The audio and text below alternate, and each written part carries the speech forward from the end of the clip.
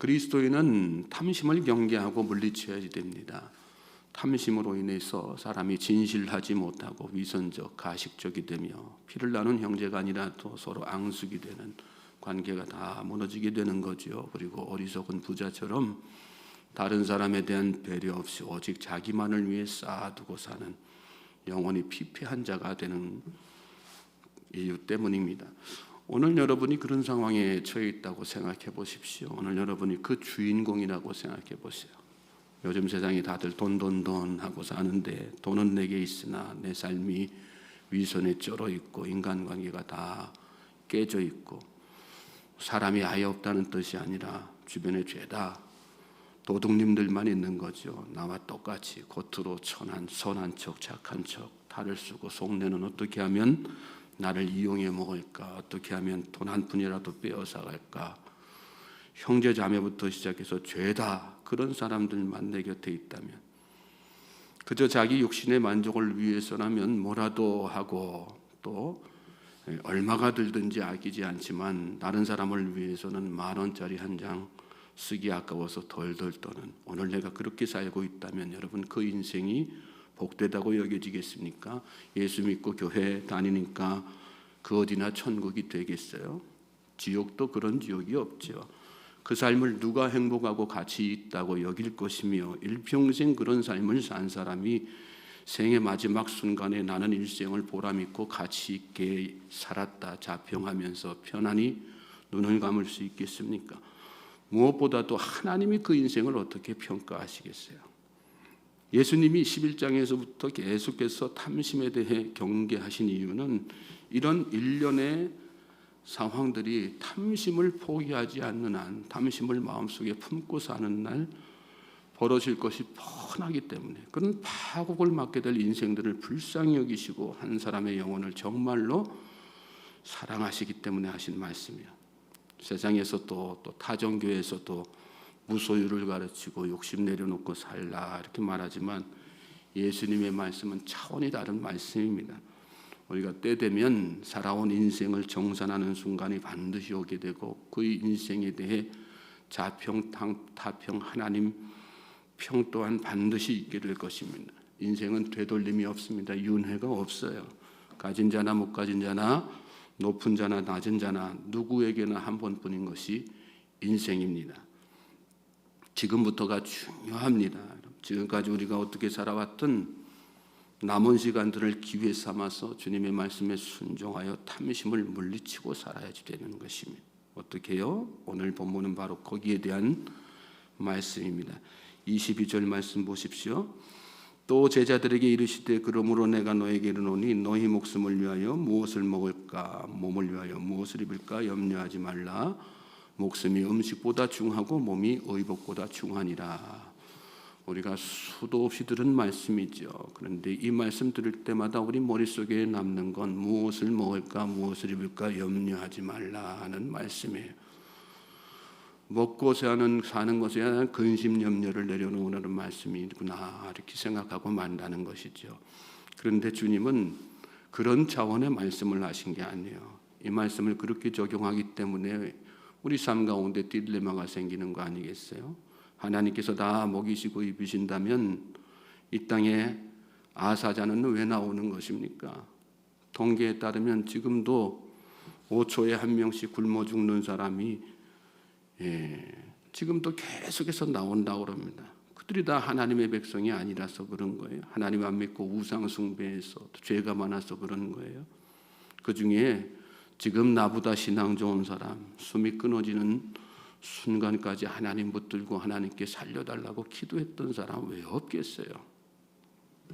물론 먹고 사는 것에 대해 근심 염려 내려놓고 산다는 건 하나님 앞에 그 삶의 문제를 맡기고 또 산다는 건 중요한 신앙의 포인트이고 강조점입니다. 그러나 오늘 이 말씀의 강조점은 그보다 다른 데 있어요. 무엇이 더 중요하고 가치 있는 삶을 살아야 되는가?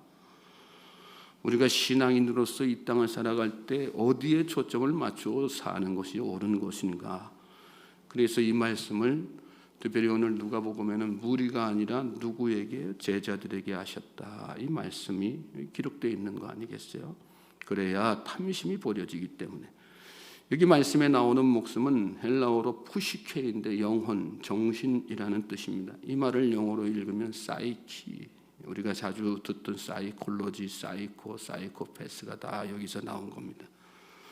즉 예수님이 말씀하신 목숨이란 육신의 생명이 아니라 영혼, 정신입니다. 따라서 너희 목숨을 위하여 무엇을 먹을까, 무엇을 위하여 무엇을 입을까 염려하지 말라는 이 말씀은 너희가 먹는 문제, 입는 문제 해결되면 영혼이 부유해지고 누릴 수 있다고, 영혼의 평안을 누릴 수 있다고 생각해서 먹는 문제, 입는 문제에 집착하고 근심과 염려 내려면 놓지 못하고 사는데, 영혼이란 그런 것들로 위해지는 것이 아니라 그 말씀을 하신 것이죠. 어리석은 부자가 바로 그런 모습으로 산 것 아니겠어요? 내 영혼아, 스스로에게 쌓아두고, 창고를 넓혀서 쌓아두고 내 영혼아 마음껏 쉬고 평안을 누려라.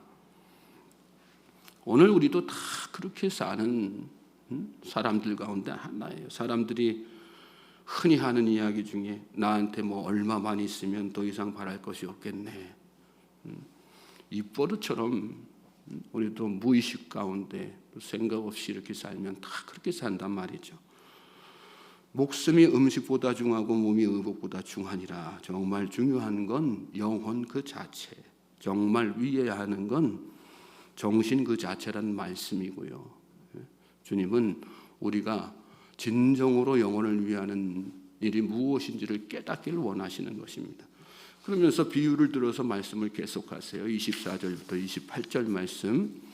까마귀를 생각하라. 심지도 아니하고 거두지도 아니하며 골방도 없고 창고도 없을 때 하나님이 기르시나니 너희는 새보다 얼마나 더 귀하냐.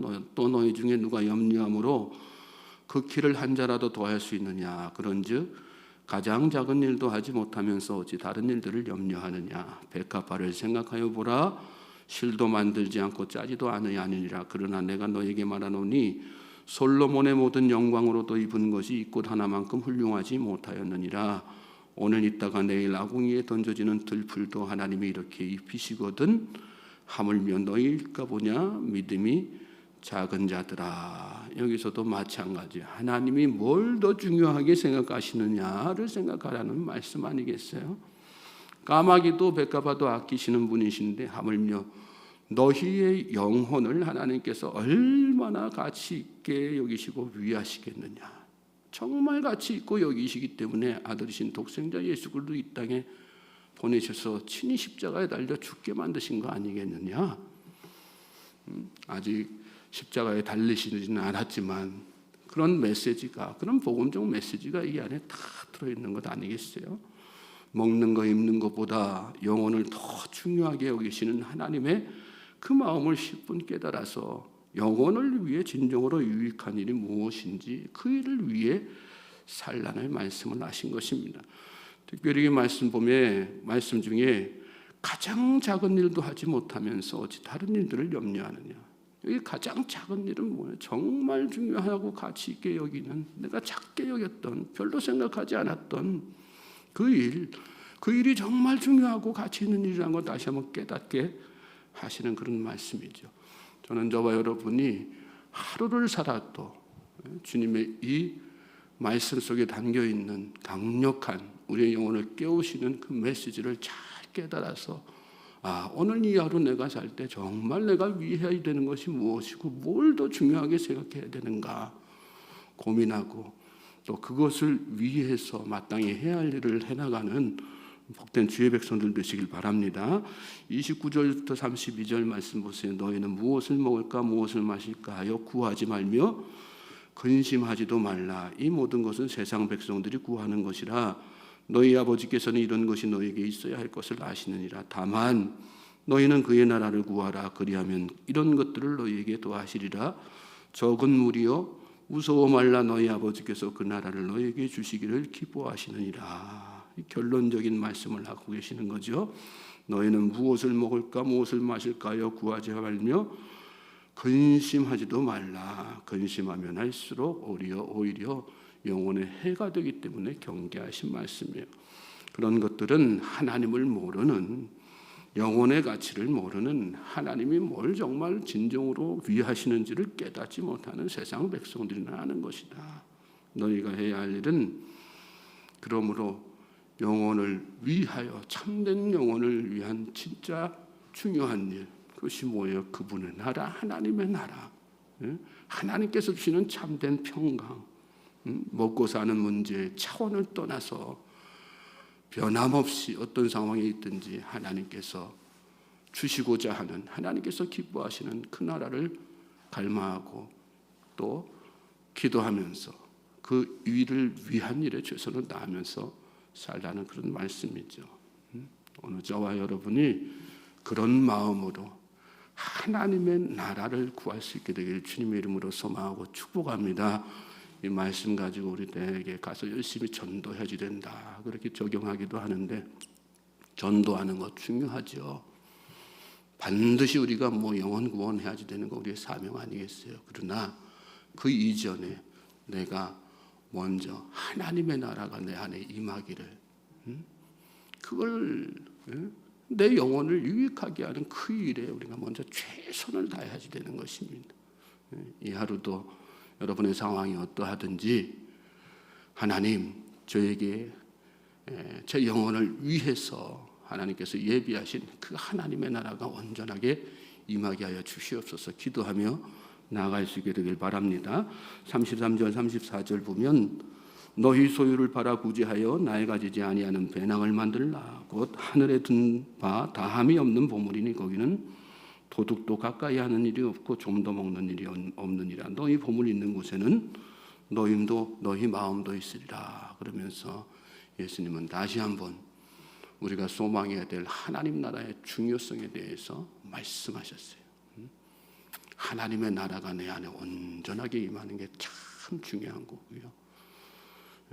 어떤 삶의 어떤 소유의 풍성함으로 안식을 누리는 삶이 아니라, 그것이 없어도 하나님께서 나와 함께 하심으로, 하나님께서 누리게 하심으로 누리게 되는 평안과 안식이 더 중요한 것입니다. 이 하루 그 마음으로 하나님 앞에 열심히 기도하는 모든 주의 백성들 되시기를 다시 한번 주님의 이름으로 소망하고 축복합니다.